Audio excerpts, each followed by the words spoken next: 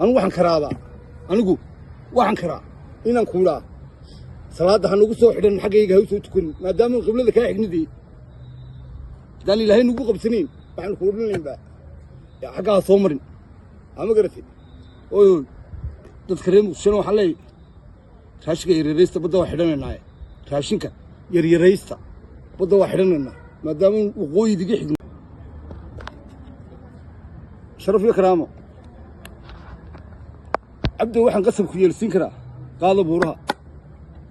oy maqal xasan sheekh maxamuud warkana laga gaarsiiyey ninkaa timaad adagtaa isanku intaa leegyahay ilaahay sida ka dhigay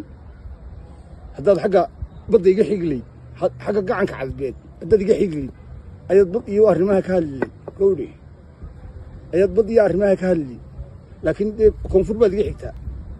anigu waxaan karaaba anigu waxaan karaa inaan kuulaa salaada ha nagu soo xidhan xaggayga ha u soo tukan maadaama qiblada kaa xignidii hadaan ilaahay nagu qabsanayn waxaan ku odhanaynbaa xaggaa soo marin ama garatay oy dadka reer muqdishona waxaan leeyahay raashinka yaryaraysta badda waa xidhanaynaa raashinka yaryaraysta badda waa xidhanaynaa maadaama waqooyidiga xigno gacankii cadbadee biyuhii ay soo marayeen magaranaysaa raashinka inta haysataan yaryaraysta raashinka inta haysataan yaryaraystan iyo annagu badda waan xidhanaynaa haddii waayo annagiina soo martaa waxay irsi halkaasaan ku qabanaynaaba